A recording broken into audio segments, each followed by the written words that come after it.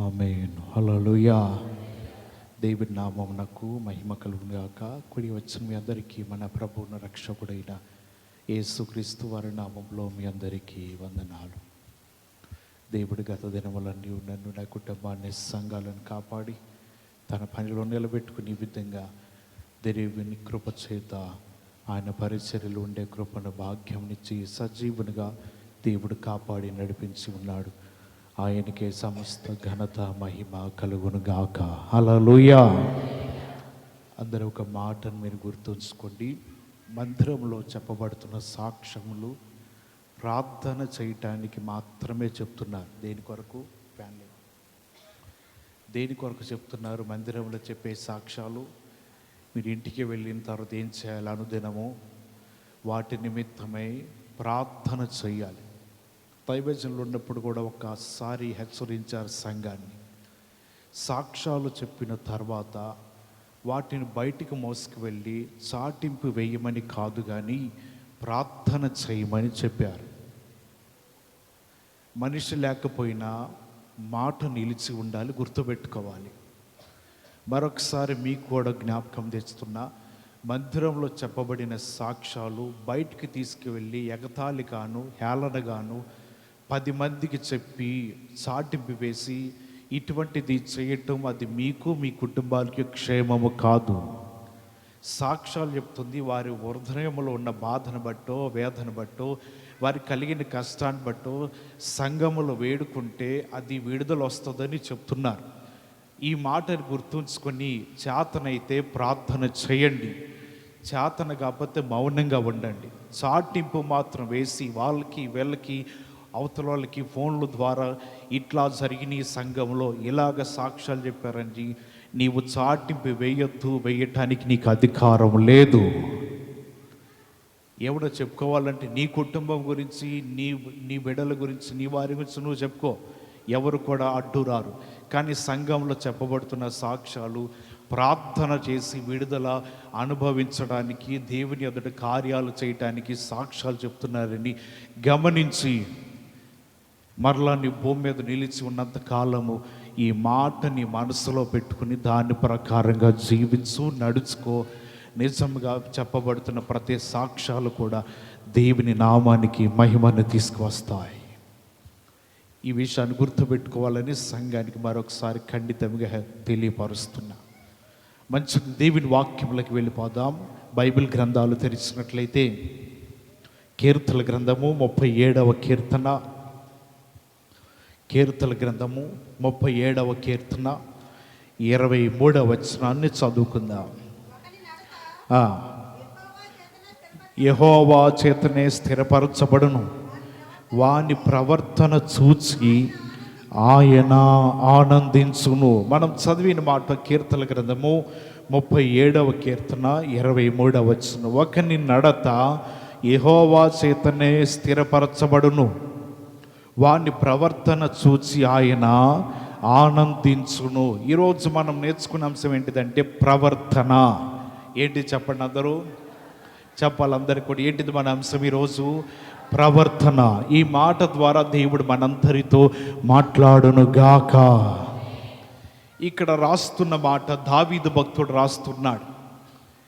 దేవుడు ఎవరిని చూస్తాడంటే వారి ప్రవర్తనను ఆయన చూస్తాడు. చూసి ఏం చేస్తాడంట? ఆయన ఆనందిస్తాడంట.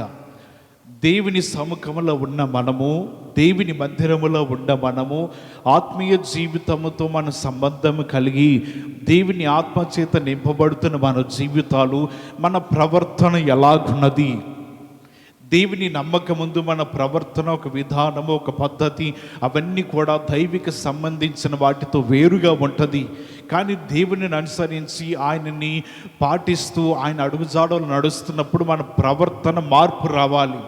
మన ప్రవర్తన చూసిన దేవుడు ఆనందించాలి. ఏమనంటే వీరు దేవుని నమ్మిన తర్వాత నాతో కలిసి జీవిస్తున్నప్పుడు, నా పోలికలో వీరి జీవితాలు తయారు చేయబడినప్పుడు, వీరి జీవితాలు నా వల్లే జీవిస్తున్న విధానమును బట్టి వీరి ప్రవర్తన మార్పు వచ్చింది, వీరి భక్తి జీవితంలో మార్పు వచ్చింది, వీరు జీవిస్తున్న విధానంలో మార్పు వచ్చిందని దేవుడు నిన్ను బట్టి, నీ ప్రవర్తన బట్టి ఏం చేయాలంటే చూసి ఆనందించాలంట. దేవుని వాక్యంలో ఉంటుంది కదా, నీవు మందిరానికి పోవున్నప్పుడు ఏం చేయాలంట, నీ ప్రవర్తన జాగ్రత్తగా చూసుకోవాలి. ఈ ప్రవర్తన ఎప్పుడైతే మనం జీవితంలో జాగ్రత్తగా చూసుకుంటామో దేవుడు నీ ప్రవర్తన బట్టి ఆయన ఆనందిస్తూ ఉంటాడు. ఎందుకంటే దేవుడిని నిన్ను నడిపిస్తూ ఉంటాడు. ఆయన చేత నీ జీవితము స్థిరపరచబడుతుంది. మన ప్రవర్తన ఎలాగున్నది? మనం దేవుని మందిరంలో ఉన్నప్పుడు మన జీవితాలు ఏ విధంగా ఉన్నాయి? ఇక్కడ దావీదు జీవిస్తున్న ఈ బ్రతుకుని బట్టి ఆయన అంటున్నాడు కదా, ఈ ప్రవర్తన నేను జీవిస్తున్నానంటే నేను దేవునిని ఆనందింప చేయాలి. ఈ ప్రవర్తన బట్టి దేవుడు సంతోషించాలి. ఈ ప్రవర్తన చూసిన దేవునికి మహిమ కలగాలి. ఎందుకంటే దేవుని నమ్మన ముందుకు తర్వాత జీవితం ఎలాగున్నది? ఈ రెండు బ్రతుకులు బట్టి ఏ విధమైన ప్రవర్తన దేవుడు కలిగిస్తున్నాడు, ఏ విధంగా జీవిస్తున్నాడో మన జీవితాలు దేవుని దృష్టిలో ఉన్నప్పుడు, దేవుని మందిరంలో ఉన్నప్పుడు, మన జీవితాలు ప్రార్థనతో ఉన్నప్పుడు, దేవునితో ఎక్కువ సమయం గడుపుతున్నప్పుడు మన ప్రవర్తన ఏ విధంగా ఉన్నదో అది మనం జాగ్రత్తగా కాపాడుకోగలిగితే ఆ ప్రవర్తన ద్వారా దేవుడు ఆనందిస్తాడు. హల్లెలూయా. యాకోబు తన ప్రవర్తన చాలా విలువైనదంట. లాబాను తన జీవితంలో ఆస్తిని తను అనేక మార్లు మారుస్తున్నాడు.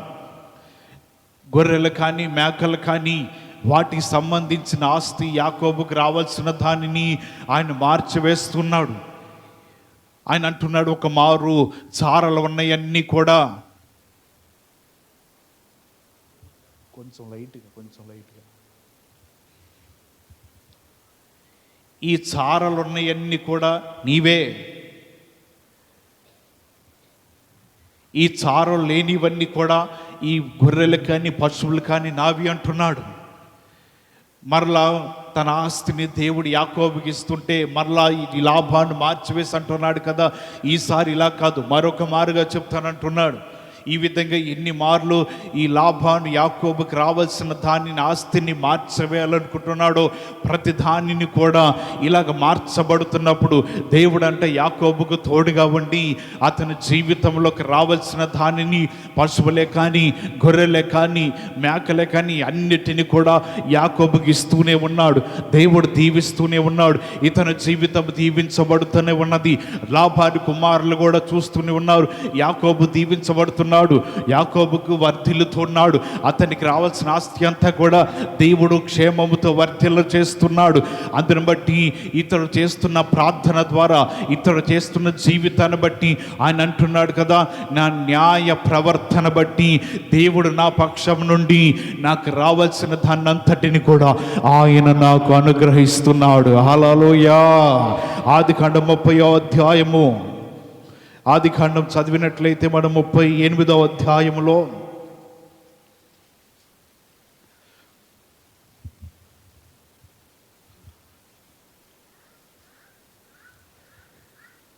అక్కడ రాయబడుతుంది, 38వ అధ్యాయము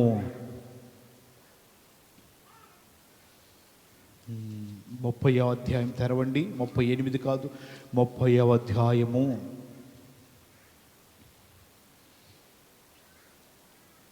33వ వచనం. ఇక మీదట నాకు రావాల్సిన జీతమును గూర్చి నీవు చూడవచ్చినప్పుడు నా న్యాయ ప్రవర్తనయే నాకు సాక్ష్యమగును. హల్లెలూయా. ఇక్కడ యాకోబు చెప్తా ఉన్నాడు లాభానుతో ఏమనంటే, ఎప్పుడైనా సరే నీవు నా జీతమును చూడటానికి వచ్చినప్పుడు నేను అక్రమంగా ఏదైనా తీసుకుంటున్నానేమో, నీ పశువుల దానిని అక్రమంగా నేనేమైనా ఆశిస్తున్నానేమో, నేనేమైనా కలిగి ఉన్నానేమో అని నేను అంటుంటే ఆయన అంటున్నాడు కదా, నేను ఏది కూడా లాభాన్ని యొద్ద నుంచి అక్రమంగా ఆశించలేదు, ఏది కూడా నేను అన్యాయంగా తీసుకునలేదు. లాభాను నీవు నా జీతమును చూడటానికి వచ్చినప్పుడు ఆయన చెప్పే మాట ఏంటిదంటే, నా న్యాయ ప్రవర్తనయే నాకు సాక్ష్యమగును. ఈయన ప్రవర్తన ఏ విధంగా ఉన్నదంటే లాభాన్ని మోసపరుస్తూ ఉన్నాడు. ఆయన వచ్చినది మొదలుకొని వివాహం దగ్గర నుంచి మోసం చేస్తూనే ఉన్నాడు. అతని జీవితం పశువుల దగ్గర మోసం చేస్తూనే ఉన్నాడు. పలుమార్లు జీతాన్ని మారుస్తూనే ఉన్నాడు. అయినా సరే తన ప్రవర్తనలో మార్పు రాలేదండి. యాకోబు తన జీవితంలో మంచి ప్రవర్తన కలిగి ఉన్నాడు. ఎటువంటిదంటే మనం చదివిన మాటలు ఉన్నది న్యాయ ప్రవర్తన. అతను జీవితంలో న్యాయవంతుడిగా జీవిస్తున్నాడు. ఆ న్యాయ ప్రవర్తన కలిగి ఉండి ఎన్ని మార్లు లాభాన్ని ఇతని ఇబ్బందులు గురి చేసిన, జీతాన్ని మార్చివేసిన, పశువుల మందలు మార్చివేసిన, ఈ యాకోబు కలిగిన భార్యలను మార్చివేసిన, ఏది సంభవించినను ఈ యాకోబు మాత్రము న్యాయ విధమైన ప్రవర్తన కలిగి జీవిస్తున్నాడు. కాబట్టి ఆ న్యాయ ప్రవర్తన రేపటి దినమున నా మీద సాక్షిగా ఉండబోతుంది. ఏ విధముల చేతులైనను దేవుడి తను విడిచిపెట్టుకోకుండా ఆయన జీవితానికి రావాల్సిన దాన్నంతటిని కూడా దేవుడు అతనికి కలుగజేసి ఉన్నాడంట. 31వ అధ్యాయము 6వ వచనం రాయబడుతూ 5వ వచనం ఉన్నది కదా, నా తండ్రి యొక్క దేవుడు నాకు తోడై ఉన్నాడు. దేవుడు తోడుగా ఉండుట ద్వారా యాకోబు జీవితం ఇంతగా దీవించబడుతూ ఉన్నది. రెండవది, ఈయన ప్రవర్తన బాగుంది. మన ప్రవర్తన దేవుడు చూసినప్పుడు ఆనందించాలి. యాకోబు ప్రవర్తన చూసిన దేవుడు ఆనందించాడు. యాకోబుతో అంటున్నాడు, యాకోబు నీకు అన్యాయం చేసే దేవుడినైతే కాను, నీ జీవితానికి రావాల్సిన జీతం నేను ఇస్తాను, నీకు రావాల్సిన పశువులన్నీ కూడా మరలా నీవు కలిగి ఉంటావు. ఎందుకంటే నీ ప్రవర్తన నా దృష్టికి విలువైనది. నీ ప్రవర్తన చూస్తే నేను ఆనందిస్తున్నాను. ఆనందించిన దేవుడు మనుషులు మోసం చేస్తున్నా దేవుడు మోసపరచలేదు. మనుషులు ఇన్ని విధములుగా యాకోబుని బాధ పెడుతున్నా దేవుడు బాధ పెట్టలేదు. మనుషులు యాకోబుని చూసి ఈ విధంగా అతనికి జీవితంలో ఏది కూడా ఇవ్వకూడదు, ఏది సంపాదించుకోకూడదు, ఏది కూడబెట్టుకోకూడదని జీవితంలో ఆలోచన కలిగి ఉన్న దేవుడైతే యాకోబు యొక్క న్యాయ ప్రవర్తన చూసి ఆయన ఆనందిస్తున్నాడు. కాబట్టి అతనికి రావాల్సిన జీతమంతయు, అతనికి రావాల్సిన సంపాదన అంతటిని కూడా దేవుడు యాకోబు పక్షమున తోడుగా ఉన్నాడు. కారణము న్యాయ ప్రవర్తన చూశాడండి. మన జీవితంలో మన ప్రవర్తన దేవుడు చూసినప్పుడు ఆనందిస్తే ఏ ఈవులు కావాలన్నా దేవుడు వాటిని ఇస్తాడు. మన ప్రవర్తన చూసినప్పుడు బాగోలేదనుకోండి, ఏది ఇవ్వాలన్నా సరే దేవునికి మనసు కలగదు. మన ప్రవర్తన సరిలేదనుకోండి, ఈ భూలోకాలు చెప్తూ ఉంటాము, ఈ భూలోకంలో గమనిస్తూ ఉంటాం. మనుషులు కానీ లేకపోతే ఎవరన్నా సరే యవన ప్రాయములు ఉన్న వారిని చూసినప్పుడు మనం అనుకుంటాం, వారి బిహేవియర్ ఏంటంటే అంత దారుణంగా ఉంది, ఇంత చండాలంగా ఉన్న వ్యక్తులు ఇలాగ జీవిస్తున్నారేంటి, వారి ప్రవర్తన చూస్తున్నప్పుడు అది చాలా విచారకరంగా కనబడుతుంది అని మనుషులను చూసి మనం కొన్నిసార్లు మాట్లాడుతుంటాం. ధనం లేకపోవచ్చు, ఆస్తులు లేకపోవచ్చు, ఐశ్వర్యం లేకపోవచ్చు, ప్రవర్తన బాగుంటే చాలు మనుషులు కోరుకుంటారు. వివాహ సంబంధాలకు వెళ్ళినప్పుడు ఇల్లు వాకిలు ఏమి లేకపోయినా పర్లా, వారి ప్రవర్తన ఎలాగుంది, వారి మాట తీరు ఎలాగుంది, వారి పద్ధతి విధానాలు ఎలాగున్నాయి చూస్తాం. ఏది లేకపోయినా పర్లేదండి, వారి ప్రవర్తన, వారి జీవితాలు, వారి మాట తీరు, పద్ధతి విధానాలు బాగున్నాయి చాలు, ఇంటికి వెళ్తే సుఖపడుతుంది అంటారు. అదే వారి జీవితంలో బంగ్లాలుండి, డాబాలుండి, ఆస్తులుండి, ఐశ్వర్యములుండి అన్నీ ఉంటే ప్రవర్తన బాగోపోయినా, నోట నుంచి వచ్చే మాటలు సరిలేకపోయినా, వారు మాట్లాడే విధానంలో నానా విధములుగా పొరపాట్లు కనబడుతున్నా అన్నీ ఉంటే ఏం లాభం అండి? మాట్లాడే విధానం తెలియదు, గౌరవించే విధానం తెలియదు, ఏ విధంగా నడుచుకోవాలో ఎలాగుండాలో వారికి తెలియదు. ఇటువంటి మాటలన్నీ మాట్లాడుతూ ఆస్తులు ఉండవచ్చు కానీ అవసరం లేదని చెప్పి మనుషులు ఏం చేస్తారంటే వదిలించేసుకుని వచ్చేస్తూ ఉంటారు. అంటే భౌతికంగా నువ్వు ప్రవర్తన చూసి వారి గురించి నువ్వు అంతా కూడా చెప్పగలవే. వారి ప్రవర్తన చూసి ఒక మారున, ఒక రోజున, ఒక గంటలోనే అప్పటికప్పుడు వారి గృహంలో కూర్చుని అన్నీ కూడా చూసి ఒక గంటలో వారి ప్రవర్తన బట్టి ఒక రిపోర్ట్ ఇస్తావా నీవు? దేవుడు కూడా అంటున్నాడు, నీ ప్రవర్తన చూసి నేను ఆనందించేవాడను. యాకోబు జీవితంలో తన ప్రవర్తన చూసిన దేవుడు ఆనందిస్తున్నాడు. ఎన్నో మార్లు మోసపుచ్చిన యాకోబు అయితే నిలకడ కలిగిన జీవితంలో నిలబడ్డాడు. ఎన్ని విధములుగా లాభాన్ని ఇబ్బందులు పెడుతున్నా, అతని జీవితంలోకి అనారోగ్యం సంభవిస్తున్నా, అతని జీవితం వట్టి చాకిరి చేస్తున్నా సరే, ఈ యాకోబు జీవితంలో అంటే ఉన్నది ఏంటిదంటే న్యాయ ప్రవర్తన. నేను మంచి ప్రవర్తన కలిగి ఉండాలి, దేవుడు నా పక్షమున ఉన్నాడు, ఎక్కడ అన్యాయం చేయడు, నేను కూడా న్యాయ ప్రవర్తన కలిగి ఉండాలని లాభాన్ని చూసి కృంగిపోలేదు, లాభాన్ని చూసి తన జీవితంలో బాధపడలేదు. ఆయన దేవుని యందు విశ్వాసం ఉంచాడంట. ఎప్పుడైతే ఇటువంటి విశ్వాసం ఉంచాడో యాకోబు పక్షమున దేవుడుండి తన కార్యములు జరిగించి ఈ విధంగా మార్గాలు తెరిచాడు. ఈ పగటి కాలశంలో మన ప్రవర్తన ఎలాగున్నది ఈ లోకంలో? దేవుని యొద్ద ఉన్నప్పుడు మన ప్రవర్తన ఏ విధంగా ఉన్నదో మనం గమనించాలి. మన ప్రవర్తన చూసిన దేవుడు ఆనందించి తన కార్యములు ఆయన చేయగలడంట.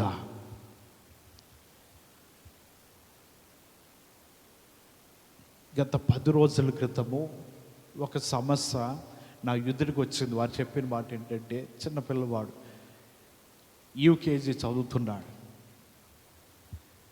అతనికి వచ్చిన సమస్య ఏంటంటే, మంచినీళ్ళు తాగిన తర్వాత పావు గంట కంటే యూరిన్ ఆపుకోలేకపోతున్నాడు. ఒక పావు గంటకి మళ్ళా యూరిన్ పాస్ చేస్తున్నాడు. అతని జీవితం ఇదొక బలహీనత. ఎక్కడికో వేరే చోటకి తీసుకెళ్లారు, చూపించారు. అక్కడి నుంచి వారు ఇక్కడ అవుట్పల్లి పెనమనేని హాస్పిటల్కి రాశారు. వాళ్ళు అక్కడ స్కానింగ్లు తీసి కిడ్నీ వాపు వచ్చింది, ట్యూబుల ద్వారా అతనికి ఆపరేషన్ చేయాలి అని సెలవిచ్చారు. స్కానింగ్లు తీశారు, అన్ని రిపోర్ట్స్ కూడా వచ్చినాయి, చేయాల్సిందే అన్నారు. డాక్టర్ గారు అన్నారు అప్పటికప్పుడే, నేను చిన్న పని మీద ఒక 4 రోజులు బయటికి వెళుతున్నా, ఈలోపు ఈ మందులు వాడుకోండి, మళ్ళీ కరెక్ట్గా సోమవారానికల్లా రండి అని చెప్పారు. వీళ్ళు వెళ్ళారు. సోమవారం లేదు, మంగళవారం కన్సర్న్బల్లో మీటింగ్లో ప్రారంభ దినం. ఉదయాన్నే ఫోన్ చేసి, అయ్యా ఆపరేషన్ చేయించుకోవడానికి మేము బయలుదేరి వెళుతున్నాం, ఈరోజు ఆపరేషన్ చేస్తారంట. నిన్నటి దినమని మరొకసారి మేము స్కానింగ్లు అన్నీ తీయించుకున్నాం, మరలా ఈ రిపోర్ట్లు అన్నీ ఇచ్చి ఆపరేషన్కి సిద్ధపడిపోయాం, వెళుతున్నాం, పెనమనేని హాస్పిటల్లో జరుగుతుందయ్యా, మీ ప్రార్థన చేయండి, బయలుదేరుతున్నామన్నారు. వారు ప్రార్థన చేసేవారు, బయలుదేరారు, హాస్పిటల్కి వెళ్ళారు, చూపించుకున్నారు. సాయంత్రం 6 గంటలకి మీటింగ్ అంతా కూడా సిద్ధపరచడానికి ఆ మైకులు ఎన్ని చూసుకుంటుంటే వెనకాలకు వచ్చి, అయ్యా వందనాలండి అంటుంది. ఏంటమ్మా పొద్దున్న ఆపరేషన్ కానీ సిద్ధపరచుకున్నారు కదా, బయటికి ప్రార్థన చేయించుకున్నారు, ఏంటి మీరు ఎక్కడున్నారు, బాబు ఎక్కడ ఉన్నాడంటే, బాబు కూడా చర్చికి వస్తున్నాడండి మందిరానికి అని. ఏంటి ఆపరేషన్ జరగలేదంటే, ఆపరేషన్ అవసరం లేదన్నారండి. ఆ ఆదివారమే వారి కొరకు సంఘంలో ప్రార్థన చేయించాం.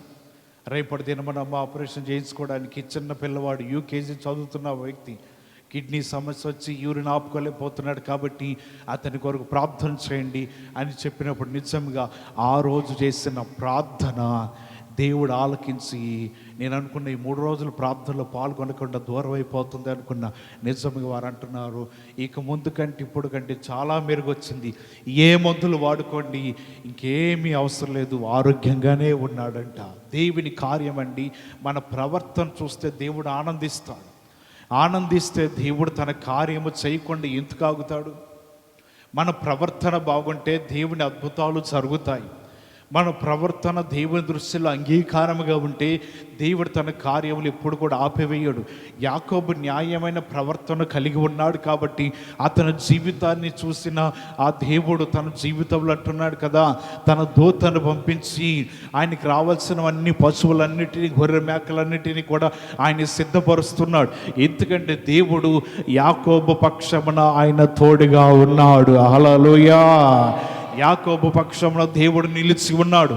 ప్రవర్తన కలిగి మన జీవితాలు ఎప్పుడైతే యథార్థంగా నడుచుకుంటామో ఆ యథార్థమైన ప్రవర్తన దేవుని దృష్టికి అంగీకారం అంట. యథార్థమైన ప్రవర్తన దేవుడి దృష్టికి నీతియుక్తముగా ఉంటుంది. నీ ప్రవర్తన చూసిన దేవుడు ఆనందించడానికి ఆయన ఇష్టపడుతున్నాడు. మనం ఎలా జీవిస్తున్నాం, ఏ విధంగా జీవిస్తున్నాం, మన ప్రవర్తన దేవుని దృష్టికి విలువైనదిగా ఉన్నదా లేదా మనం గమనిస్తూ ఉండాలి. మన ప్రవర్తన బాగోకపోయినా కొన్నిసార్లు దేవునితో కలిసి మనం ప్రయాణం చేస్తూ ఉంటాం. సౌలు సైన్యాధిపతి అయిన అబీనేరు, సౌలు పడుకున్నప్పుడు ఇతడు కావలి కాయాల్సిన వ్యక్తి, ఈయన కూడా నిద్రపోతున్నాడు. దావీదు తన దగ్గరున్న సేవకులు వెళ్ళి సౌలు తల దగ్గర ఉన్న ఈటెను ఆ నీళ్ళ చేశాను 2 తీసుకుని వచ్చేసారు. ఉదయ కాల సమయంలో దావీదు పిలుస్తున్నాడు, అబీనేరు, నీ ప్రవర్తన ఎలాగుందో తెలుసా? నీ ప్రవర్తన బట్టి నీకు శిక్ష పడాలి. ఎందుకంటే రాజు దగ్గర ఉన్న నీవు కావలి కాయాల్సిన వాడు. నీవు కావలి కాయకోకుండా అతని దగ్గర 2 వస్తువులు కూడా దొంగిలించబడే విధముగా నీ విశ్రాంతి తీసుకుంటూ నిద్రపోతున్నావు. ఇది నీ జీవితానికి క్షేమము కాదు అని ఈ దావీదు అబీనేరు గురించి మాట్లాడుతున్నాడు. 1 సమూయేలు గ్రంథము 26వ అధ్యాయము, 1 సమూయేలు గ్రంథము 26వ అధ్యాయము 16వ వచనం చదువుదాం. నీ ప్రవర్తన అనుకూలము కాదు, నీవు శిక్షకు పాత్రుడివే. యెహోవా చేత అభిషేకం నందిన నీ ఏలిన వానికి నీవు రక్షకముగా నుండలేదు. యెహోవా జీవముతోడు నీవు మరణ శిక్షకు పాత్రుడవు. రాజుక ఈట ఎక్కడనున్నదో చూడము, అతని తలగడ యొద్దనున్న నీలబుడ్డి ఎక్కడున్నదో చూడము. ఈయన ప్రవర్తన రాజు దగ్గర ఉన్నప్పుడు జాగ్రత్తగా లేదు, ప్రవర్తన కాపాడుకోలేకపోయాడు. రాజు దగ్గర కావలి కాయిస్తూ ఉండి ఈ ప్రధాన సైన్యాధిపతి ఈ అబీనేరు తన జీవితంలో అశ్రద్ధగాను అలక్ష్యముగాను ఆ రాత్రి రాజుతో ఉండి అతని కూడా నిద్రపోతూ విశ్రాంతి తీసుకుంటుంటే శత్రువులు వచ్చారు, సౌలు యొద్దకు వచ్చారు. తల దగ్గర ఉన్న ఆ ఈటెను ఆ నీళ్ళ బొట్టుని తీసుకుని వెళ్ళిపోయాడు. అయినా సరే ఇతను జీవితంలో కావలి కాయటం మానివేశాడు, రాజుకి రక్షకుడిగా ఉండటం మానివేశారు. ఎన్ని కూడా విడిచిపెట్టి ఇతను జీవితంలో చేసే పని ఏంటిదంటే విశ్రాంతి తీసుకుంటూ తన జీవితం గడుపుతున్నాడు. అబీనేరు, నీ ప్రవర్తన అనుకూలము కాదు. దేవుడి దగ్గర ఉన్న మనము జీవితంలో మన ప్రవర్తన దేవునికి అనుకూలంగా ఉన్నదా? మన ప్రవర్తన అనుకూలంగా లేకపోతే ఇక్కడ రాయబడుతున్నట్లుగా మనము శిక్షకు కొన్నిసార్లు పాత్రులమే. కొన్నిసార్లు వారి జీవితంలో శ్రమలకు మనం పాత్రులమే. రాజుకి సైన్యాధిపతిగా ఉండి కావలి కాయాల్సిన వ్యక్తి రాజును విడిచిపెట్టి తన జీవితం తన ప్రవర్తన మార్చుకున్నాడు. తన ప్రవర్తన ఎలాగుండాలి? జాగ్రత్తగా ఉండాలి. నేను రాజు దగ్గర ఉన్నా, ఒక రాజుకి సైన్యాధిపతిగా జీవిస్తున్నా, ఈ సైన్యాధిపతిగా జీవిస్తున్నా నేను రాజు దగ్గర నా ప్రవర్తన ఎలాగుండాలి? జాగ్రత్తగా ఉండాలి, మెలకువ కలిగి ఉండాలి, కావలి కాస్తూ ఉండాలి. ఏ శత్రువుడు కూడా లోనికి ప్రవేశించకుండా నేను జాగ్రత్తగా చూసుకోవాలి అన్నటువంటి జ్ఞానము లేని ఈ అబీనేరు తన జీవితంలో రాజుకి కావలి కాయకోకుండా తన నచ్చినట్లుగా జీవిస్తుంటే దావీదు అంటున్నాడు కదా, అది నీ జీవితానికి యుక్తమైనది కాదు. నీవు శిక్షకు పాత్రుడవే, నీవు మరణ శిక్ష నొందవలసిందే. నీ ప్రవర్తన అనుకూలము కాదు. ఎందుకంటే సౌలుకు నువ్వు కావలి కాయాల్సిన వాడువు, సౌలును కాపాడవలసిన వాడువు, సౌలు యొక్క వస్తువులన్నీ కూడా జాగ్రత్తగా చూడవలసిన వ్యక్తి. నీ ప్రవర్తన ఎలాగుందో తెలుసా? కాపాడుకోలేకపోతున్నావు. నీ ప్రవర్తన ఎలాగుందో తెలుసా? జాగ్రత్తగా చూసుకోలేకపోతున్నావు. ఆమె ప్రవర్తన ఎలాగున్నదంటే పోయిన వాటిని తెల్లవారులు వెతుకుతానే ఉన్నదంట. ఆ ప్రవర్తన బట్టి 10 వెండి నాణెంలు ఒకటి పోతే ఆ ఒకటి కోసం తెల్లవారులు ఆమె దీపాన్ని వెలిగించి ఎక్కడ పడిందో ఇల్లంతా కూడా వెతుకుతూనే ఉన్నది. ఎందుకంటే ఆమె ఆ వెండి నాణెమును కూడా జాగ్రత్తగా చేసుకోలేనప్పుడు ఈమె ప్రవర్తన ఏంటో ప్రజలు అంచనా వేయగలరు. ఆమె ధరించుకున్న ఆ వెండి నాణ్యాలు 10 వెండి నాణ్యములు కూడా కనపడాలి. పెండ్లి కుమారుడు వచ్చినప్పుడు ఆయన ధరించిన 10 వెండి నాణ్యములు చూస్తాడు. 10 ఉన్నాయా, పారవేసుకున్నదా, వాటిని జాగ్రత్తగా కాపాడుకున్నదా? ఆ 10 వెండి నాణ్యములు కూడా ఒక్కటి పోయినా సరే ఈమె బిహేవియర్ ఏంటిది, ఈమె ప్రవర్తన ఏంటి, ఈమె జీవిత విధానం ఏంటిది, జాగ్రత్త కలిగినదేనా, జాగ్రత్తగా కాపాడుకోగలదా, కుటుంబాన్ని జాగ్రత్తగా నడిపించుకోగలదా, కుటుంబాన్ని ఏమాత్రం కూడా రోడ్డు మీద పడుకోకుండా 4 గోడల మధ్యన కూడా రక్షించగలదా అని ఒక వెండి నాణ్యములు పోయిన దానిని బట్టి ఆమె ప్రవర్తనను అంచనా వేయగలరు. ఆమె అందుకు భయపడి తన జీవితంలో ఆ పోగొట్టుకున్న వెండి నాణ్యం కోసం వెతుకులాట. పోయినది ఒకటే కదా, 9 ఉన్నాయి కదా, 9 గురించి కాదండి, ఆ ఒక దానితోనే ఆమె జీవితం ఏంటో చెప్పగలరు. ఇక పెండ్లి కుమారుడు ఆమె యందు ఇష్టం కలిగి ఉన్నాడు, వివాహం చేసుకోవడానికి ఇష్టపడడు. ఎందుకంటే ఒక వెండి నాణ్యం పోగొట్టుకున్నది వివాహం కానకముందే. అంటే వివాహం అయిన తర్వాత ఈమె జాగ్రత్త లేదు, ఈమె ప్రవర్తన సరిలేదు, ఈమె దేనికి కూడా యుక్తమైన మనిషి కాదు, ఈమె ప్రవర్తన అనుకూలము కాదు, ఈమె అశ్రద్ధ కలిగి అలక్ష్యం కలిగి తన జీవితాన్ని కొనసాగిస్తున్నట్లే అని గ్రహించవచ్చు. ఆమె జీవితానికి అక్కడతో ఆమె బ్రతుకు మీద ఒక మచ్చబడినట్లే. అందుకే ఆమె వేదన ఏంటిదంటే పోయిన దానిని భయపడుతూ వెతుకుతూనే ఉన్నది. దొరికిన తర్వాత తన వారందరితో కలిసి రండి మనందరం విందు చేసుకుందాం, ఎందుకనగా పోయిన వెండి నాణెము దొరికినది, నేను తిరిగి మరలా సంపాదించుకున్నాను. మన ప్రవర్తన బట్టి, మన జీవితాలు, మన క్రియలు బట్టి చెప్పగలరు. మన క్రియలు బట్టి మన ప్రవర్తన ఎలాగున్నదో లోకము చెప్పగలదు. మన మాటల విధానాన్ని బట్టి మన ప్రవర్తన ఎలాగుండదో లోకం చెప్తా ఉంటుంది. నీవు చేసే పనులు బట్టి లోకం నీ ప్రవర్తన ఎలాగుండదో చెప్తా ఉంటుంది. దాన్ని బట్టి నీవు నమ్మకం ఉంది, నీ ప్రవర్తన ఎలాగున్నది, దేవుడు నమ్మిన తర్వాత నీ జీవితం ఎలాగుండదో లోకము చూస్తూనే ఉంటుంది, అపవాది చూస్తూనే ఉంటుంది, నీ గురించి చెప్పడానికి సాక్ష్యం ఇవ్వటానికి సిద్ధంగా ఉన్నదంట. కానీ యాకోబు అంటున్నాడు, నా న్యాయమైన ప్రవర్తన గురించి ఎవరు చెప్పనవసరం లేదు, నా న్యాయమైన ప్రవర్తన నాకే సాక్షిగా ఉంటుంది. హల్లెలూయా. మన ప్రవర్తన లోకంలో ఎలాగున్నది, దేవుని మందిరంలో ఒక ప్రవర్తన, మార్గంలో వెళుతున్నప్పుడు ఒక ప్రవర్తన, ఇంటికి చేరుకున్న తర్వాత ఒక ప్రవర్తన, మనం చేసే పనిలో ఉన్నప్పుడు నలుగురు మధ్యన ఒక ప్రవర్తన. ఇటువంటి రకరకాల ప్రవర్తన మనుషుల మధ్యన మన జీవితాలు ఈ విధంగా జీవిస్తూ నడుచుకుంటూ ఉంటాం. దాన్ని బట్టి మన ప్రవర్తన ఏంటిదో, మన జీవితాలు ఏంటిదో దేవుడు చూస్తూనే ఉంటున్నాడు. చూసిన దేవుడు ఆయన నీ ప్రవర్తన బట్టి ఆనందించలేకపోతున్నాడేమో, నీ ప్రవర్తన బట్టి ఆయన జీవితాన్ని సంతోషం కలిగించలేకపోతుందేమో, నీ ప్రవర్తన బట్టి దేవుడి నామానికి మహిమ కలగట్లేదేమో. అటువంటి సమయంలో మనం ఎక్కడ ఉన్నా సరే, ఏ ప్రాంతంలో ఉన్నా, ఏమి చేస్తున్నా సరే, మన ప్రవర్తన అంతా కూడా ఒకే విధముగా ఉండాలి. అప్పుడు ఆయన అంటున్నాడు కదా, నేను నీ ప్రవర్తన చూసి ఆనందించే దేవుడను. హల్లెలూయా. ఆ ప్రవర్తన మన జీవితాల్లో కాపాడుకోవాలండి. ఒక ఆయన కొంటుకుంటా నడుస్తున్నాడంట. దారిలో ఆయన ఎదురొచ్చి, కొట్టుకుంటా నడుస్తున్నావు ఏంటి అని అడిగాడు. ఏమో 2 రోజుల నుంచి కాళ్ళు సరిగ్గా పనిచేయట్లేదు, అందుకే కొట్టుతున్నాను. ఆయన అన్నాడు, నేను ఎంత మొదలు అలాగే కొంటేవాడిని, సరిగ్గా నడవలేకపోయేవాడిని, గుండె చేయించుకున్న తర్వాత నా కాలు బాగుపడింది అన్నాడు. అంటే ఈడు ఇదేదో బాగుందని చెప్పి కుంటుకుంటా పోయి గుడి చేయించుకొచ్చాడు. అయినా కుట్టుతున్నాడు. ఆడు మళ్ళీ 2వసారి కనపడ్డాడు. ఎరా గుండె చేయించుకుంటే కాలు బాగుపడుతుంది అన్నావు కదా, బాగుపడలేదే, మరి నీకు కుడుతున్నాను కదా అన్నాడు. ఈడు ఇలా కాదు కానీ ఈసారి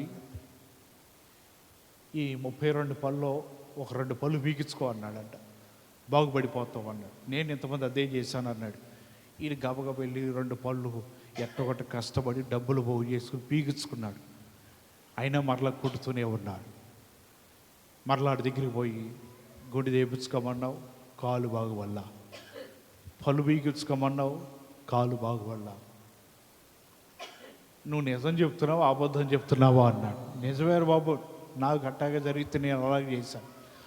ఇలా కాదు కానీ ఇంకో పని చెయ్యి, మోకాళ్ళ వరకు పైజమా కుట్టించుకో, లాల్చి నేను వేసుకుంటారు కదా మోకాళ్ళ దాకా అట్టంటే కుట్టించుకోండి. ఈడు ఒకటి కుట్టించుకోమంటే 60 డజన్ కుట్టించాడంట. ఎందుకు కుట్టించాడు?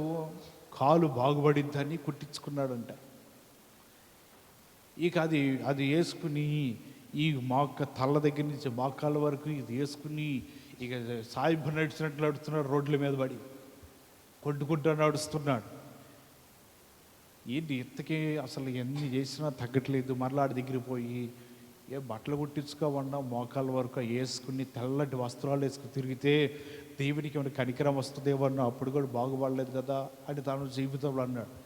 ఏమో నాకేం తెలియదు అన్నాడంట ఆడు. సరిపోయింది. చివరాఖరికి ఏ దిక్కు లేక దేవుడి సన్నిధికి వచ్చి మోకాళ్ళు వచ్చి, ప్రభు ఏంటి నా పరిస్థితి, కొన్ని దినముల నుంచి అసలు కుంటుకుంటూ నడుస్తున్న కాలు బాగుపడతలేదు, మనుషులు చెప్పినట్లుగా వ్యర్థమైనవన్నీ కూడా చేశాను కానీ నా కాలు బాగుపడలేదు, ఏం జరుగుతుంది ఏంటిది అని ప్రార్థన చేసుకుంటూ ఉంటుంటే తనకు కలిగిన బాధను బట్టి ఇంకా వేదన ఎక్కువైపోతుంది. ఎందుకంటే కూర్చోలేకపోతున్నాడు, కాలు విపరీతంగా నొప్పి వచ్చేస్తూ ఉన్నది. ఆ నొప్పిని భరించలేక ఇక ప్రార్థనలోనే ఏడవటం ప్రారంభించాడు. నొప్పిని బట్టి కాదు, ఆ నొప్పి వలన కలిగిన కన్నీటిని ప్రార్థనగా మార్చుకుని ఏడుస్తూ ఉన్నాడు, కన్నీరు కారుస్తూ ఉన్నాడు. అటువంటి సమయంలో నిదానంగా నొప్పి కదులుతున్నట్లుగా తగ్గుతున్నట్లుగా అనిపిస్తుంటే ఆయన అలాగే ఉండి కన్నీరు కార్చాడు, ఏడుస్తాడు, ప్రార్థన చేశాడు. అంత అయిపోయిన తర్వాత లేచి దేవుని మందిరం నడవటం ప్రారంభించిన తర్వాత ఆయన కాలు మరలా యథాస్థితికి బాగుపడిపోయినదంట. వ్యర్థమైనవన్నీ మనం లోకంలో చేస్తున్నాం అవసరం లేదండి. దేవుని మందిరానికి వచ్చి విరిగి నలిగిన హృదయముతో దేవుని పాదాలు చెంత చేరి ఎప్పుడైతే నువ్వు ప్రార్థన చేస్తూ అడుగుతూ ఉంటావో అట్టి ప్రార్థన దేవుడు చూసి నీ ప్రవర్తన యందు ఆనందిస్తాడు. మన ప్రవర్తన కొన్ని విధాలుగా ఉంటుంది, కొన్ని పద్ధతులుగా ఉంటుంది, కొన్ని రకరకాలుగా మన ప్రవర్తనలు మనకి చూపిస్తూ ఉంటాం. మన ప్రవర్తన అనేది ఒకటే విధంగా ఉండాలి. ఏంటిదయ్యా మన ప్రవర్తన అంటే? ఆత్మతో సత్యముతో ఏం చేయాలంటే దేవునిని ఆరాధించాలి. హల్లెలూయా. ఎవరైతే ఆరాధిస్తూ ఉంటారో నీ ప్రవర్తన చూసిన దేవుడు ఆనందిస్తూ ఉంటాడు, నీ ప్రవర్తన చూసిన దేవుడు సంతోషిస్తూ ఉంటాడు. మన ప్రవర్తన బట్టి దేవునికి మహిమ కలుగుతుందంట. ఆ రాజుల గ్రంథంలో చూసినట్లయితే రాజుల కాలంలో ఒక వ్యక్తి యవ్వన ప్రాయంలోనే చిన్న వయసులోనే నాయకత్వం వహించి రాజుగా ఆయన పరిపాలన చేస్తున్నాడు. ఆయన ప్రవర్తన అంట దావీదు అనుసరించినట్లుగా అనుసరించాడంట. ఆయన ప్రవర్తన దావీదు నడిచినట్లుగా నడిచాడంట. ఎప్పుడంటే చిన్న ప్రాయంలోనే. ఆ ప్రవర్తన బట్టి ఆయన జీవితంలో దేవుడు చేసిన కార్యం ఏంటో తెలుసా? ఆ ప్రాంతాన్ని అంతటిని కూడా దేవుడు నాశనం చేయాలనుకున్నాడు. ఆ ప్రదేశంనంతా దేవుడు పాడు చేయాలనుకున్నాడు. కీడుతో ఆ ప్రదేశాన్ని పతనం చేయాలనుకున్నాడు. ఈ యవ్వన ప్రాయంలో ఉన్న వ్యక్తి మంచి ప్రవర్తన కలిగి ఉంటే దేవుడు అనుకున్నాడు తాను చేయాలనుకున్న కీడును తప్పించి వేశాడు. మన ప్రవర్తన బట్టి కొన్ని తప్పించబడతాయండి. ఎలాగున్నది మన ప్రవర్తన? నీ ప్రవర్తన బట్టి కొన్నిసార్లు దేవుడు కార్యములు చేస్తాడు. మన ప్రవర్తన ఏ విధంగా ఉన్నది? దేవుని ఎదుటాను, మనుషులు ఎదుటాను, ప్రజలు ఎదుటాను మన ప్రవర్తన ఏ విధంగా దేవుని దగ్గర చూపిస్తున్నాం? నువ్వు చూపిస్తుంది ప్రవర్తన మనకి కాదండి, నాకు కాదు. ఎవరికి చూపించాలంటే నీ ప్రవర్తన దేవునికండి. నేను మీలాంటి మనుషునే, ఈరోజు రేపడుతున్నా అందరం పోయే వాళ్ళమే. నేను కాదండి, నాకు కాదు నువ్వు చూపించవలసింది. తరతరములుగా సింహాసనము నిత్యము స్థాపించబడుతున్న ఆ దేవునికి నీ ప్రవర్తన చూపించాలి. ఎప్పుడైతే ఆ ప్రవర్తన చూస్తాడో ఆనందించేవాడు ఆయనే. మనం బాగు చేయవాడు ఆయనే, మనం దీవించువాడు ఆయనే, మనం బ్రతికించువాడు ఆయనే, మన జీవితాలు ప్రాణములతో నింపువాడు ఆయనే. ఇవన్నీ కూడా కలగాలంటే మన ప్రవర్తన ఏ విధంగా ఉన్నది, అంతరంగంలో ఆత్మీయ జీవితంలో ఉన్న ప్రవర్తన ఎలాగున్నది, శరీర సంబంధమైన ప్రవర్తన ఎలాగున్నదో ఈ రెండింటిని బట్టి మనం జీవితంలో జాగ్రత్తగా ఉండాలి. ఇందాక మన కీర్తనలు నడుచుకుంటూ చూసాము కదా, అక్కడ శత్రువులంట వారి నోరు గర్వముగా మాట్లాడుతుంది అంటే వారి ప్రవర్తన దైవ దృష్టికి అంగీకారం కాదు. అటువంటి శత్రువులను దావీదు అంటున్నాడు, నీ చేతిలో వారు చెక్కించుకో, నీ ఖడ్గము చేత వారి ప్రాణములను నీవు తీయమని దావీదు వేడుకుంటున్నాడు. ఎందుకంటే ప్రవర్తన మన జీవితంలో దేవ దృష్టికి అది విలువైనదండి. ఎలాగ ప్రవర్తిస్తున్నాం, గర్వముగానా, లేకపోతే అహంకారముతో ఉన్నావా, లేకపోతే మన ప్రవర్తన ఇంకా దేవుని దృష్టిలో నీచమైనదే కనబడుతున్నదా, ఏ విధమైన ప్రవర్తన మనం కలిగి ఉన్నామో జాగ్రత్తగా మనం గమనించుకోగలిగితే అట్టి ప్రవర్తన బట్టి నీ నడత స్థిరపరచబడుతుందంట. ఎప్పుడైతే నీ నడత స్థిరపరచబడుతుందో ఆ ప్రవర్తన ద్వారానే దేవుడు నిన్ను చూసి ఆయన ఆనందించడమే కాదు, కానీ నీవు దేని కొరకు ఆయన సన్నిధిలో ఉన్నావో, దేని కొరకు ప్రార్థన చేస్తున్నావో అట్టి ప్రార్థనలన్నీ కూడా ఆయన తోడుగా ఉండి విని ఆలకించడానికి ఆయన ఇష్టపడుతూ ఉన్నాడు. హల్లెలూయా. మన ప్రవర్తనను జాగ్రత్తగా కాపాడుకోవడానికి దేవుని సన్నిధిలో ఉండే మనము ఎదురు చూడాలి. హెబ్రీ పత్రికలో ఒక మాట కనబడుతుంది, చదువుదాం. హెబ్రీలకు రాసిన పత్రిక 13వ అధ్యాయము, హెబ్రీలకు రాసిన పత్రిక 13వ అధ్యాయము 7వ వచనం. మీకు దేవుని వాక్యము బోధించి మీ పైన నాయకులుగా ఉన్న వారిని జ్ఞాపకం చేసుకుని వారి ప్రవర్తన ఫలమును శ్రద్ధగా తలంచుకొనొచ్చు వారు విశ్వాసములు ఏం చేయాలంట, అనుసరించాలి. ఇక్కడ రాయబడుతుంది, మీకు దేవుని వాక్యమును బోధించి మీ పైన నాయకులు ఉన్న వారిని జ్ఞాపకం చేసుకుని వారి ప్రవర్తన ఫలమును శ్రద్ధగా ఏం చేయాలి, తలంచుకోవాలి, జ్ఞాపకం తెచ్చుకోవాలి. దేవుని వాక్యమును మనం వింటున్నాము, దేవుని వాక్యమును మన జీవితంలో జాగ్రత్తగా పదిలముగా దాచుకుంటున్నాం. అటువంటి సమయంలో నా ప్రవర్తన కాదండి మీరు చూడవలసింది, ఆయన రాయబడుతుంది కదా, మనకంటే పైన నాయకుడు ఒక ఆయన ఉన్నాడు. హల్లెలూయా. ఆయన ప్రవర్తన మనం చూడాలి, ఆయన ప్రవర్తన మనం నేర్చుకోవాలి, ఆయన ప్రవర్తన మనం జ్ఞాపకం ఉంచుకోవాలి. శ్రద్ధగా తలంచుకుంటే అప్పుడు నీ ప్రవర్తన అంతటిని కూడా ఆయన చూసి ఆనందిస్తాడంట. దేవునికి మన ప్రవర్తన మనం చూపించాలి. ఒకవేళ మన జీవితంలో ఏమన్నా మీకు వాక్యం బోధించు వారి మీ పైన నాయకులు ఉన్న వారికి ప్రవర్తన అంటే పాపం దేవునికే మీరు ప్రవర్తన చూపించలేకపోతే నాకేం చూపిస్తారు? ఇక ఆయన చూస్తూ ఉన్నాడంటే ఏ విధంగా ఉంది మీ ప్రవర్తన, ఎలాగ నడుచుకుంటున్నారు, ఆయనకి లేని ఘనత నాకు ఎందుకండి? మొదట మీరు చూపించవలసింది ఎవరికంటే దేవునికి చూపించండి. ఆ తర్వాత మీ ప్రవర్తన ఏమై ఉండదో ఆ తర్వాత ఒక వాక్యం బోధించు నేను గమనించగలనేమో. కాబట్టి మీరు చూపించవలసిన ఎవరికంటే దేవునికి మీ ప్రవర్తన చూపించాలి. ఏ విధంగా ప్రవర్తిస్తున్నావు, లోకంలో ఎలాగ జీవిస్తున్నావు, నీ జీవితాన్ని బట్టి దేవుడు చూసి ఆనందిస్తున్నాడా, నీ ప్రవర్తన ఆయన జ్ఞాపకం తెచ్చుకుంటున్నాడా? నీవు కూడా అదే విధంగా దేవునికి నీ ప్రవర్తన చూపించగలిగి జాగ్రత్తగా కాపాడుకోగలిగితే అట్టి ప్రవర్తన చూసి ఆయన ఆనందించడానికి ఇష్టపడుతూ ఉన్నాడు. హల్లెలూయా. మన ప్రవర్తన బాగోకపోతే దేవుని మన నోటి నుంచి ఆత్మ సంబంధమైన మాటలు కొన్నిసార్లు రావేమో. మన ప్రవర్తన బాగోకపోతే దేవుని సన్నిధిలో మనం జీవించలేకవేమో. ఒక ఆయన మాట్లాడుతున్నాడు, బైబిల్ గ్రంథంలో అద్భుతాలు అనేవి అరుదుగా కనబడితే తక్కువగా అసలు లేవు అని చెప్పి వ్యతిరేకంగా మాట్లాడుతున్నాడు. దాని ఉదాహరణ ఏంటి అంటే ఆయన చెప్తున్నాడు, ఎర్ర సముద్రాన్ని దేవుడు 2 పాయలుగా చేయలేదు. అది ఆ సమయంలో ఎండిపోయి ఉండవచ్చు. ఒక అడుగు లోతు నీళ్ళలో ప్రజలందరూ దాటిపోయి అవతలకి వెళ్ళిపోయి ఎక్కేశారు.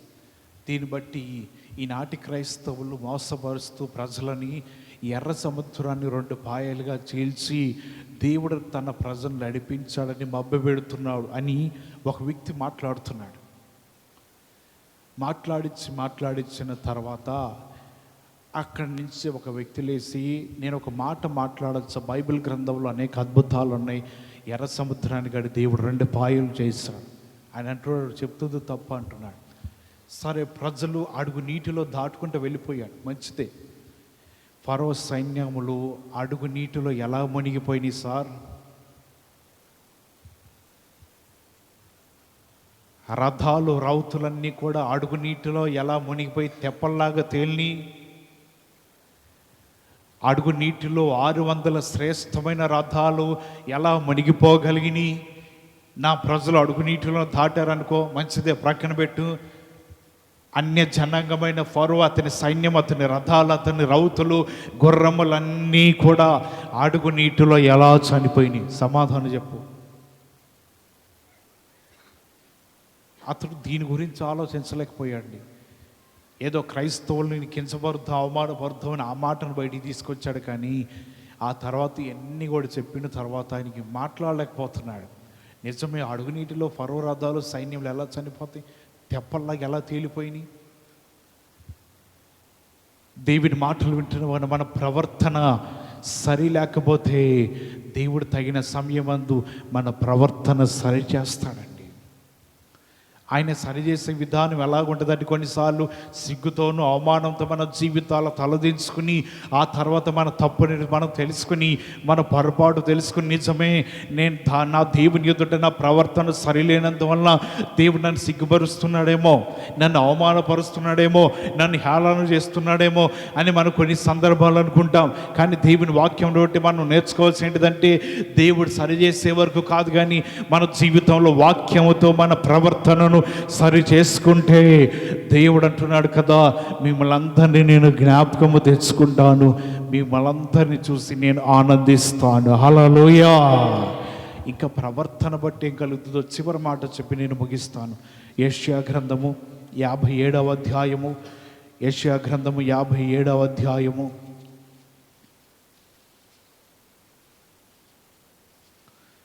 18వ వచనాన్ని చదువుదాం.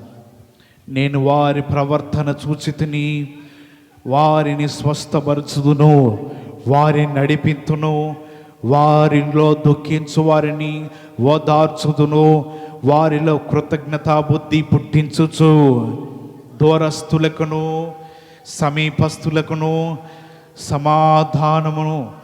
సమాధానమని చెప్పి నేను వారిని స్వస్థపరచదునని యెహోవా సెలవిచ్చుచున్నాడు. హల్లెలూయా. ఇక్కడ రాయబడుతుంది, నేను వారి ప్రవర్తనను చూచి దేవుడు ఏం చేస్తాడంట? స్వస్థపరుస్తాను. ఒకవేళ దుఃఖముతో ఉంటే ఏం చేస్తాడంట? ఆయన ఓదారుస్తాడంట. వారిలో ఏం పుట్టిస్తాడంట? కృతజ్ఞతా బుద్ధిని పుట్టిస్తాడు. ఇంకా రాయబడుతున్న సమాధానం అని చెప్పి నేను వారిని స్వస్థపరచెదనని 2 మార్లు చెప్తున్నాడు. నీ ప్రవర్తన బట్టి దేవుడు నీకు స్వస్థతనిస్తాడు. ప్రవర్తన బాగోకపోతే అది నేను చేసిన ప్రార్థన, ఎవరు చేసిన ప్రార్థన, సంఘంలో చేతులెత్తి చేసిన ప్రార్థన, ప్రవర్తన బాగోకపోతే స్వస్థత కలగటము అసాధ్యము. ఇక్కడ దేవుడు ప్రవక్త ద్వారా రాయిస్తున్న మాటను, నీ ప్రవర్తన చూశాను నేను, నీ ప్రవర్తన దేవుడు చూశాడు, ఆనందిస్తున్నాడు. ఆనందించిన దేవుడు ఆయన అంటున్నాడు కదా, నేను స్వస్థపరుస్తాను. ఒకవేళ దుఃఖముతో ఉంటే నీ కన్నీటిని తుడిచివేస్తాను. అసమాధానం ఉంటే సమాధానం నీకు కలుగుతుంది. నీ జీవితాన్ని స్వస్థపరచగలవాడని నేనే అంటున్నాడు. మన జీవితంలో మన ప్రవర్తన సరి లేకపోయినా, మన ప్రవర్తన బాగోకపోయినా, మనం దేవుని సన్నిధిలో మన ప్రవర్తన ఎలాగున్నది, మన గృహంలో ఉన్నప్పుడు మన ప్రవర్తన ఎలాగున్నది, మన జీవితంలో ప్రవర్తన బట్టి దేవుడు ఏమనుకుంటున్నాడో ఒకసారి గమనించాలి. ఒకవేళ నేను చూడలేకపోవచ్చు, కానీ ఆయన నేత్రము సృష్టి మొత్తం కూడా చూస్తుందంట. ఆయన నేత్రము నరులందరినీ కూడా పరిశీలిస్తూ ఉన్నది. అటువంటి సమయంలో నీ ప్రవర్తన బట్టి ఆయన తీర్పు తీర్చబోతున్నప్పుడు ఎలాగున్నది? ప్రవర్తన బాగుంటే మన జీవితంలో నిజంగా రాయబడుతున్నట్లుగా స్వస్థపరచడమే కాదు, వారిని ఏం చేస్తాడంటే నడిపిస్తాడు.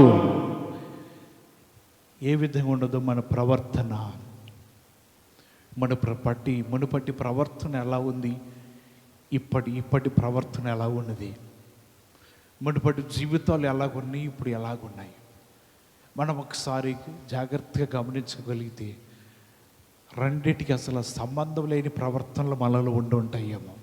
దానిని మనం తీసివేసుకోవాలి. మునుపటి మంచి ప్రవర్తన అంటే ఈ ప్రవర్తన విడిచిపెట్టి దానిని మనం ధరించుకోవాలి. ఎప్పుడైతే దాన్ని ధరించుకుంటావో మునుపటి జీవితం ఎలాగున్నదో, ప్రవర్తన బాగున్నప్పుడు ఏ విధంగా నువ్వు దీవించబడ్డావో, ఏ విధంగా నీకు మేలులు కలిగినాయో, ఏ విధమైన జీవితాన్ని బట్టి నువ్వు ఆనందిస్తున్నావో, ప్రజలందరికంటే దేవుడు నేను ఎలా హెచ్చించాడో, దేవుడి నామానికి నువ్వు మహిమార్థకరంగా ఎలా బ్రతికావో, నీ మంచి ప్రవర్తన బట్టి దేవుడు ఎలాగ నేను చూసి ఆనందించాడో, ప్రతి ప్రవర్తన బట్టి ప్రార్థన చేయగానే ప్రభువా అని పిలవగానే ఏ విధంగా తినికి స్వస్థతలు కలిగినాయో, దేవుడిని కన్నీటిని తుడిచివేసి నీ జీవితానికి ఎలాగ ఆనందించాడో, అటువంటి ప్రవర్తనకి జ్ఞాపకం వస్తే ఇటువంటి హేయమైన ప్రవర్తన తొలగించుకో. ఆ మునుపటి ప్రవర్తనను ధరించుకుంటే మరలా దేవుని కార్యములు నీ జీవితంలో ప్రారంభించబడతాయి. మన ప్రవర్తన మీద ఆధారపడి ఉంటుందండి దేవుని కార్యములు. అవి స్వస్థతలైనా లేకపోతే దేవుని కార్యములైనా అద్భుతాలైనా, దేవుని నిన్ను చూసి ఆనందించాలన్నా సంతోషించాలన్నా ఏదైనా సరే నీ ప్రవర్తన మీద ఆధారపడి ఉన్నది. ప్రవర్తన బాగుంటే దేవుడు నిన్ను మెచ్చుకుంటాడు, ఆనందిస్తాడు. ప్రవర్తన బాగపోతే దేవుని దగ్గర నువ్వు దూరం అయిపోతూ ఉంటావు. ఏ కార్యములు నువ్వు చూడలేవు. నీ ప్రవర్తన బట్టి దేవుడు దుఃఖిస్తే ఏ కార్యం చేస్తాడండి ఆయన? నీ ప్రవర్తన బట్టి దేవునికి బాధ కలుగుతుంటే ఆయన ఏ అద్భుతం చేయగలడు? నీ ప్రవర్తన బట్టి దేవునికి అవమానం కలుగుతుంటే నీ ప్రార్థన ఎలా ఆలకిస్తాడు? నీ ప్రవర్తన బట్టి దినమంతయో దేవుడు నిన్ను చూసి ఆయన సిగ్గుపడుతూ ఉంటుంటే నీ జీవితంలో నీ విజ్ఞాపనలు ఎలా ఆలకిస్తూ ఉంటాడు? నీ ప్రవర్తన బట్టి దేవునికి సంతోషం కలగకపోతే ఎలా స్వస్థపరుస్తాడు? నీ ప్రవర్తన బట్టి దేవుడు దినమంతి కూడా ఆయన సిలువ వేయబడుతున్నట్లుగా నీ జీవితం ఉంటుంటే, అటువంటి బాధను కలిగిస్తూ ఉంటుంటే నీ కన్నీటిని ఎలా తొడవగలడు?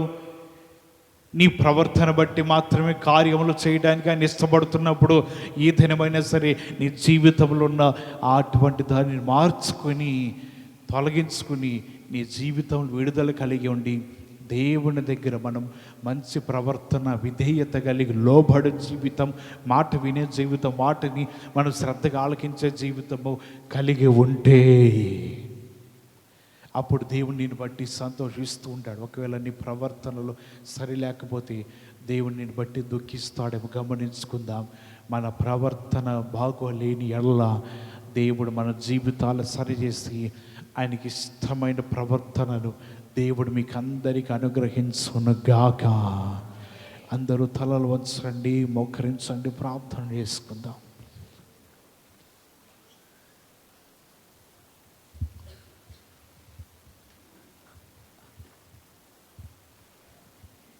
మోకాళ్ళ మీద ఉండి అందరం కొద్ది సమయం ప్రార్థన చేసుకుందాం. ఇది మన జీవితాలు సరి చేసుకునే సమయం, పరీక్షించుకునే సమయం. దేవుడి దగ్గర అడిగి, ప్రభా నా ప్రవర్తన చూసి ఆనందిస్తున్నావా? నా ప్రవర్తన బట్టి ప్రభా నీకు కోపం కలుగుతుందా? ఒకసారి దేవుడిని అడుగు. ఆయన నీ ప్రవర్తన బట్టి ఆయన ఆనందించే దేవుడిగా ఉండాలంట. దేవుడు చెప్తున్నాడు కదా ప్రవచన రూపంలో, నేను వారి ప్రవర్తన చూసి స్వస్థపరిచి వారిని నడిపిస్తాను అంటున్నాడు. వారిలో ఒకవేళ దుఃఖించు వారు ఉన్నట్లయితే నేను వారిని ఓదారుస్తానంటున్నాడు. నేనే వారిని స్వస్థపరచుదును. మన ప్రవర్తన బట్టి దేవుని కార్యాలు ప్రారంభించబడతాయి. యాకోబు ప్రవర్తన బట్టే కదా లాభాన్ని ఇన్ని విధములుగా మోసపుచ్చాలన్నా దేవుడైతే అటువంటి పని చేయని లేదండి. యాకోబును దీవిస్తూనే ఉన్నాడు. యాకోబుని మేలులతో నింపుతూనే ఉన్నాడంట. నీ ప్రవర్తన బట్టి దేవుడు నీకు తీర్పు తీరుస్తూ ఉంటాడు. ప్రవర్తన సరిలేనప్పుడు, ఏలి కుమారుల యొక్క ప్రవర్తన సరిలేదు.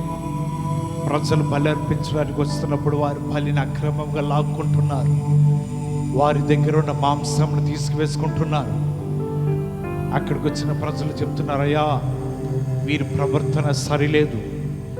మేము బలులు అర్పిస్తానికి వస్తున్నప్పుడు మా బలులు వారు అక్రమంగా స్వాధీనపరుచుకుంటున్నారు. దేవుడు చూస్తూనే ఉన్నాడు. వారి ప్రవర్తన బట్టి దేవునికి రోషము కలుగుతుందంట. వారి ప్రవర్తన బట్టి దేవుడు కోపగిస్తున్నాడు. ఒకనొక సమయం యుద్ధములో 2 కుమారులు హతులైపోయారు, చనిపోయారు. వారి ప్రవర్తన దేవుని దృష్టిలో చాలా హేయమైనదిగాను నీచమైనదిగా కనబడుతుంది. దేవుడు చూశాడు. సమయం వచ్చినప్పుడు మరణానికి అప్పగించేశాడు. ఇశ్రాయేలు ప్రజలారా, దైవము కాని వాటి వలన మీరు నాకు రోషము పుట్టించారు. మీ ప్రవర్తన బట్టి నా జీవితానికి కోపము కలుగుతుంది. ఆయన అంటున్నాడు కదా, తమ కాని వలన జనంను బట్టి నేను వారికి కూడా రోషాన్ని పుట్టిస్తా, వారికి కూడా కోపాన్ని పుట్టిస్తా. వారి ప్రవర్తన బట్టి నేను దినవల్ల కూడా దుఃఖిస్తున్నానని ఇశ్రాయేలు ప్రజలు బట్టి దేవుడు మాట్లాడుతున్నాడు. నీ ప్రవర్తన బట్టి నీ జీవితం ఎలా ఉన్నదో గమనించుకో. మందిరంలో ఒక ప్రవర్తన ఉంటుంది, మన గృహముల యొద్దకు వెళ్ళినప్పుడు ఒక ప్రవర్తన ఉంటుంది. మందిరంలో ఉండే మన జీవితాలు కొన్నిసార్లు విధేయత కలిగి ఉండవచ్చు, లోబడే జీవితం ఉండవచ్చు. కానీ కొన్నిసార్లు మన జీవితం లోకంలో ఉన్నప్పుడు కోపంతోను, ఉగ్రతతోను, అసమాధానంతోను, కక్షలతోను, అహంకారంతోను, భేదములతోను, గొడవలతోను ఇటువంటి జీవితం కలిగి ఉన్నావేమో. నీ ప్రవర్తన అంతటిని ఆయన చూస్తూనే ఉన్నాడు. అబినేరు, నీవు శిక్షకు పాత్రుడవు. నీ ప్రవర్తన సరైనది కాదు. నీవు మరణ శిక్షణ ఉండవలసినదే. నీ ప్రవర్తన ఆయన చూస్తూ ఉన్నాడంటే జాగ్రత్తగా ఉండు. దేవుని వాక్యం వింటమే కాదు, వాక్యాన్ని బట్టి నీవు నడుచుకోవాలి, వాక్యాన్ని బట్టి అనుసరించాలి. వాక్యం నీ జీవితంలో జాగ్రత్తగా నీవు కాపాడుకోవాలి. నీ ప్రవర్తన అంతటి యందు ఆయన నిన్ను తీర్పు తీర్చి సాక్షిగా ఉండబోతున్నాడు. మందిరంలో ఉండే నీ ప్రవర్తన సరి చేసుకుని, ప్రభువా ఎలాగున్నదయ్యా నా ప్రవర్తన, నా జీవితం ఎలా ఉన్నది ప్రభువా, సరి చేసుకున్నావా? దేవుని వాక్యం ఇంతగా నేను హెచ్చరిస్తుంది కదా, ఇంతగా దేవుని వాక్యం నీ జీవితాన్ని ఖండిస్తుంది కదా. ప్రవర్తన మార్చుకోవడానికి ఇష్టపడతావా? లేకపోతే దేవుని దుఃఖాన్ని కలిగిస్తావా? దేవుని బట్టి దుఃఖించకూడదని ఆనందించాలి. నీ ప్రవర్తన బట్టి. ప్రవర్తన బాగోపోతే దేవుని దగ్గర, ప్రభా నా ప్రవర్తన ఇంతవరకు బాగోలేదు, క్షమించు. నా ప్రవర్తన ప్రభా నీకు అయిష్టకరము ఉన్నది, క్షమించండియ్యా. నా ప్రవర్తన దృష్టికి విలువ కాలేదేమో, నేను మార్చుకుంటాను ప్రభా అని దేవుని దగ్గర ఒక నూతనమైన సమర్పణ చేసుకో. తప్పనిసరిగా దేవుడు నీ ప్రవర్తన మారుస్తాను. ప్రార్థన చేసుకున్నా. చెప్పబడిన వాక్యం మనందరి హృదయములు ఫలభరితములున్నట్లుగా ఆత్మచేత ప్రేరేపణ కలిగిన వారు ఎవరైనా ఒకరు ప్రార్థన చేయండి.